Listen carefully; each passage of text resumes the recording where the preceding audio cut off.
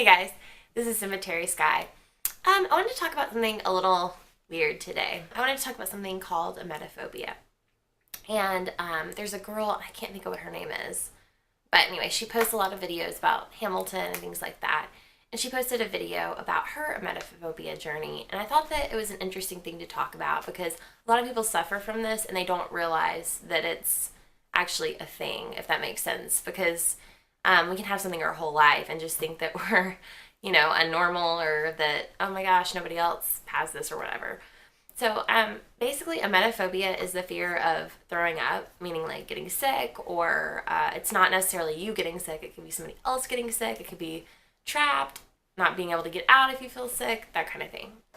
So a lot of times people have it where it starts out from something and then it ends up like controlling their life to an extent. And so anyway, I'm going to talk about my story and then tell you how I've dealt with it. Basically, when I was in fourth grade, which was many years ago, I'm 25. So, man, I was like 10, I don't know, 9, I don't know.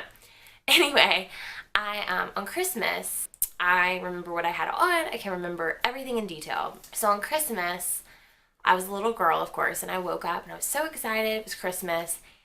And I found out that my dad was sick. And that's okay. I mean, it was fine. And I was like, okay, cool. So we had to go to the emergency room because he was really sick and really dehydrated. So we're on the way to the hospital and we had to stop the car for him to get sick. And I remember thinking, oh my goodness, like I'm terrified. I don't know how to explain this, but I'm just like terrified at this point. And it's Christmas and I'm a little kid. Like, what little kid wants to be terrified on Christmas? So we go to the hospital, and I hate hospitals. I hate the way they smell. Like, I'll go see your newborn baby, but I'm not going to go to the hospital other than that. So anyway, I go into the hospital. My dad goes back.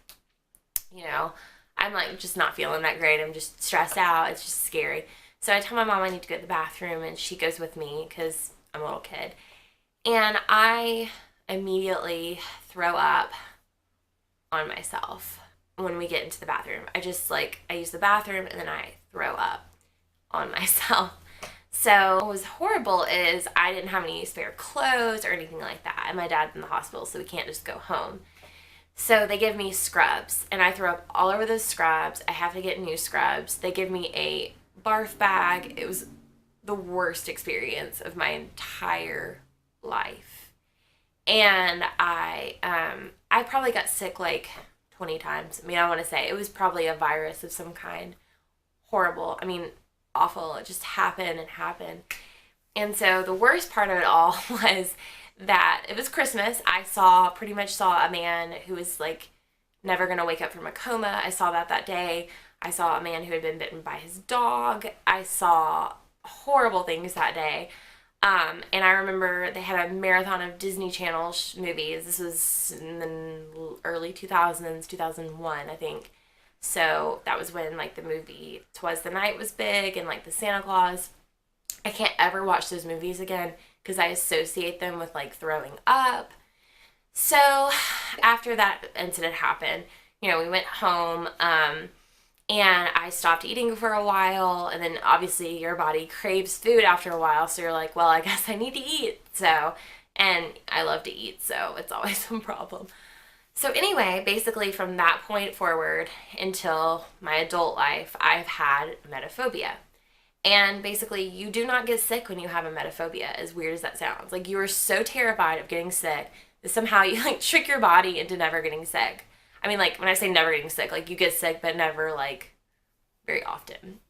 But throughout my entire high school experience, I remember, like, going to bed at night and be like, Mom, please pray that I do not throw up.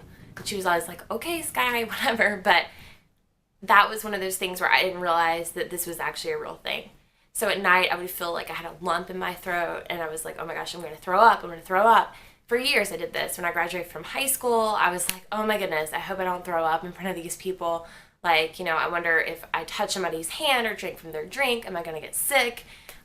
Is this going to cause me anxiety? So I would stay up pretty much half the night, afraid I was going to vomit. And it was absolutely horrible. I just burped. I'm not going to throw up though, I promise. It was absolutely the worst experience of my entire life.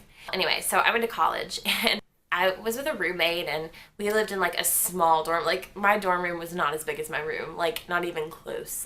No, and there was 2 people in there. It was very weird. There was no bathroom. Horrible. And so I, was having trouble being away from home. I'm an only child, so it's just me. And I had this really bad chicken. Like there was no drinking involved. And it was just really bad, and I had red beans and rice. It was just nasty food. And I was like, oh my goodness, I'm going to get sick. Like, it's going to happen, and the bathroom's way too far away. So I just sat in the hallway and was sick. And I realized, oh my gosh, this is not the end of the world. And it was one of those things, like, it's not the end of the world. So I immediately, like, started to feel better about it. Of course, I didn't eat for, like, a week after that. And that's not something that you, like, full out enjoy or whatever. I mean, it wasn't great, but I didn't really think about it much because I was, like, distracted. I had this and that going on. So anyway, I had another incident where I was with someone and that summer, and I got sick in their car, and I like vomited everywhere, and that like triggered me back into this. Well, I mean, I guess it had like come back a little bit because college was really stressful, but then I got sick in their car, and it was just a lot, and it was awful, and I like didn't want to eat again. Horrible experience. So basically, after going through that, I started going on anti-anxiety medication, which literally were amazing. It was amazing. It was an amazing experience. And it really helped me kind of focus on other things. But at night, I would get so terrified at night that I would just like sit there and rock in my chair. I mean in my bed, not my chair. And I remember, like, my roommate had no idea, but I was, like, having anxiety. Like, I just could not, like, it was, like, I wanted somebody to just, like, hit me in the face to, like, make me, like, go to sleep, like, so I could be, like, knocked out and not have to think about it anymore. It was horrible. And, oh, my goodness, it was just a terrible experience. But, anyway, and I ended up getting sick at the house. Again, it was from eating, no alcohol involved. And so I got sick. And my friend helped me clean it up, and I was fine. Like, it wasn't a big deal. There was no issues. And I really realized that, it was one of those things I feel like people with emetophobia, it's like they really focus in on, oh my gosh, I'm going to vomit, And the idea is trying to distract yourself from that kind of feeling. So you can enjoy food, you can do whatever you want, but you have to fill up your time with certain things, like whether you like to watch movies, whether you like to read, whether you like to craft or whatever. As long as you're doing something like therapeutic and you're having your attention focused on something else. Or if you have a friend who's aware of these tendencies, they can kind of talk you through it. For instance, I've had like a panic attack in a car with one of my friend's moms, who's like my friend too. And she just kind of like talked to me, like distracting me from how I was feeling. And then it completely passed. So it's one of those things, like if you have, like, talk to your friends, your parents, if you have a counselor, that's great too. You talk to them through this, and they can really help you because it's a very common issue. And nobody likes to get sick, of course, but, like, people with emetophobia have it to a degree where it's like, it causes you to, like, sweat and just have so many issues. And it's funny because I ended up going to a party with a friend who I had to drive home, and she got sick. And I was like, oh my gosh, if she gets sick on me, I'm going to have to go to the hospital. I have all my skin removed. That won't be fun. But actually what happened in that moment, I realized I was okay. It was something that was really hard for me, obviously. But I remember thinking, I just need to get home and it'll all be okay. And I made it home. She ended up being okay. It was all fine. And that was something that was like a huge step in my process of kind of like dealing with this issue. So once you can overcome that or realize that, again, like my friend got sick, not me. So I wasn't selfish about it. Like I wasn't gonna just like throw her out the window or anything. Like, she wasn't like a freak all of a sudden because she was sick.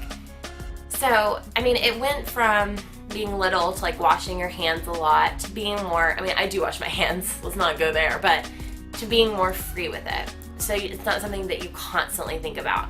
I can watch movies where people get sick. I don't like when people get sick in movies. It's not cute, but it doesn't make me have that feeling. And I had a guy friend from college who said that he used to like pull on his neck because he had it. And you pull on your neck and it like makes that feeling go away. And it's like a mental thing, like it's so mental. which is very unfortunate, but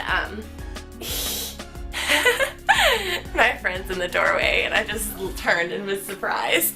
But anyway, it's just like one of those things where you feel like you can't control it, but at the same time, I think if I had gotten counseling early on, I could have been able to like fight it. And I still struggle with it. I mean, it's not like gone forever. I mean, some nights after I eat like a big dinner or something, which girl I like to eat. So, I mean, you still struggle with it and you're like, oh my goodness, am I gonna get sick? But at the same time, my focus on so many other things that I think that's one of the main things. But if you do have this issue, definitely go get help for it, because it won't go away. I mean, you can't be like, oh well, but you need to talk to somebody about it. And there was a girl who, we're Facebook friends now, she's super great, and she had some YouTube videos up about emetophobia, and I used to email her at night after having a panic attack, and she would write back like these great emails, and it was really like touching, because I realized, oh my goodness, like somebody understands me. So if you have any questions, want me to provide answers or helpful tips or anything, please leave your comments below. I'll be more than willing to help, because we're gonna get through this together, I promise. It's tough, it's hard, but we'll make it. I'll make it, we'll all make it. So anyway, I hope you have a great day, and thank you for watching. Please subscribe, and thank you so much. All right, this is Cemetery Sky. I'll be waiting to see you again. Bye.